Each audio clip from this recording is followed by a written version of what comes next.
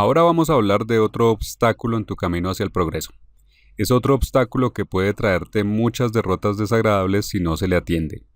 Pero afortunadamente lo vamos a tratar aquí. Vamos a hablar de las situaciones en las que tienes que calcular variantes. Analizando las partidas de los estudiantes, siempre encuentro que hay muchos casos donde fallan en calcular variantes, sencillamente porque intentan seguir principios generales. Veamos unos ejemplos. Aquí tenemos una posición, es el turno de las blancas. Primero que todo debemos evaluar la posición en general por un momento. Entonces vemos que las negras tienen una torre de más, con lo cual esto es suficiente, eso es una ventaja material ganadora. Pero las blancas tienen una oportunidad, la única posible, y es dar jaque mate antes. En otro caso, las negras obviamente ganarán la partida utilizando su ventaja material. Aprovechando esa única oportunidad que tienen las blancas, aquí juegan F7 dando jaque. ¿Y qué deberían hacer las negras? ¿Cómo deberían responder? En la partida, viendo que el peón de F7 estaba protegido por el alfil, las negras decidieron mover el rey tomando el otro peón que estaba desprotegido, rey por G7.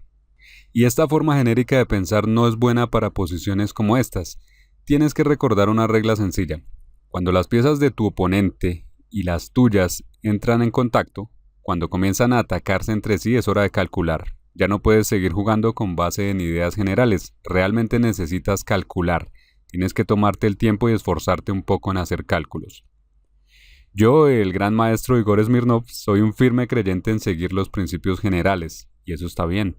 Pero en casos como este, donde hay contacto directo, donde las piezas se atacan entre sí, hay muchas complicaciones y es necesario calcular. En la partida las negras hicieron sencillamente un movimiento genérico, el de rey por G7. Pero después de torre G1, se encuentran con que pierden la partida. El rey aquí tiene que retroceder y las blancas pueden seguir atacándolo en varias formas. Si va a H8, por ejemplo, tenemos torre G8 jaque, intercambio, hay que entregar la dama, el peón corona, se ganan la dama. Y después de esto, además las negras pierden el caballo que está en D4. Simplemente en este caso las blancas ganan. Y si el rey retrocede, aquí con el jaque de la torre en G1, retrocede no a H8 sino a F8, pues las cosas no cambian mucho. En este caso las blancas pueden dar jaque por H6 o por B4 y con B4 ganan de inmediato. Fil B4, lamentablemente las negras pierden una posición que era completamente ganadora. Entonces vemos que si las negras toman en G7 un movimiento intuitivo pero incorrecto, pierden. ¿Qué pasaría en cambio si en lugar de rey por G7 tomaban aquí el peón con la torre? Calculemos esta línea. Torre por F7. Aquí aparece el tema, ¿cómo se calculan variantes? Principalmente necesitas observar las respuestas agresivas de tu oponente, los movimientos forzados, que son jaques, capturas y movimientos de ataque. Ahora mismo solo existe un movimiento forzado para las blancas, que es alfil por F7 jaque, que captura la torre.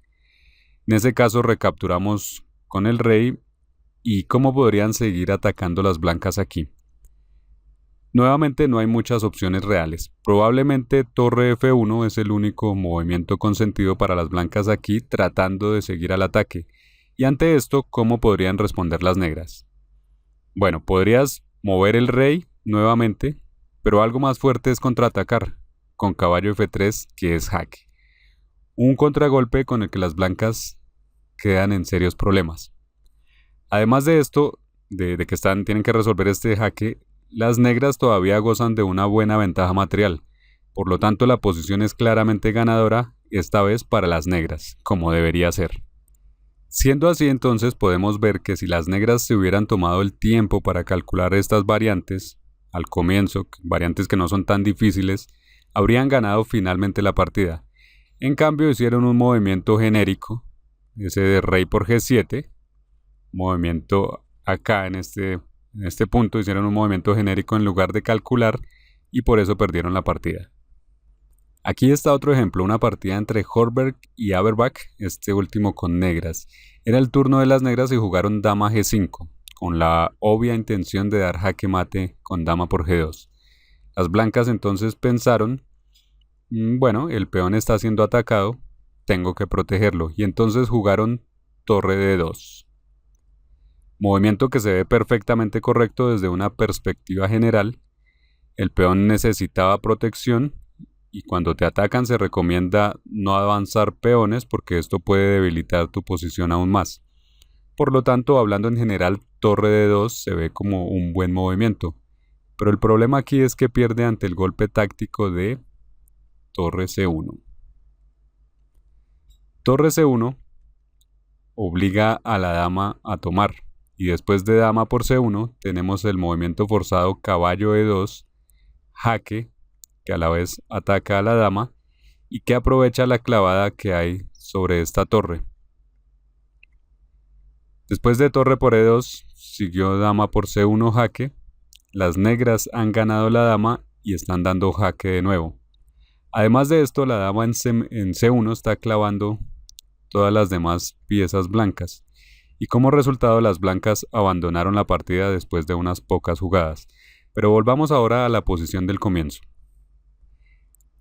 Averigüemos cómo las blancas podían impedir que ese desastre ocurriera. Bueno, en este punto las blancas deberían haberse dado cuenta de que hay mucho contacto entre las piezas. La dama negra ataca sobre la columna G, el caballo está presionando también en el G, está muy cerca del rey. El alfil desde B7 está apuntando también hacia allí, hacia la misma casilla, delante del rey. Entonces hay muchos choques posibles entre las piezas y las negras están atacando. En una situación así tienes que calcular. No puedes jugar solo con base en la intuición. Por ejemplo, otra forma como las blancas perderían la partida aquí sería moviendo su dama a G3. Hablando en general, dama G3 parece un movimiento bueno porque intenta neutralizar las piezas activas de las negras directamente, intercambiando damas y entrando en el final, pero falla ante caballo E2, que es ataque de doble jaque y ataca a la dama. Y hay más, otra forma como las blancas pierden la partida, una forma ligeramente menos espectacular, pero igual, sería con dama F2, que aparentemente protege el peón, pero pierde contra caballo H3. Esta vez un ataque doble por el otro costado. Entonces, como puedes ver, hay mucha táctica aquí. Y esto no sucede de repente, las piezas negras están muy activas y atacando, y por lo tanto es natural que aparezcan diferentes oportunidades. Y esto simplemente significa que las blancas de verdad tienen que esforzarse por calcular. De manera que en la posición que tenemos acá, nada de torre D2, nada de mover la dama a G3 ni a F2. En esta posición la mejor respuesta de las blancas sería sencillamente avanzar el peón a G3.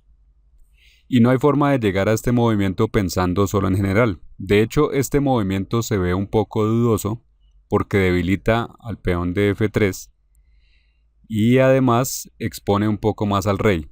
Y así hablando en general no se ve muy bien. Pero si calculas variantes específicas, verás que es la única opción que tenían las blancas para jugar y no perder de inmediato la partida. Vamos con un último ejemplo para esta lección. Es el turno de las negras. Esta posición podría haber ocurrido en la partida entre Reshevsky y Ewe por el campeonato mundial.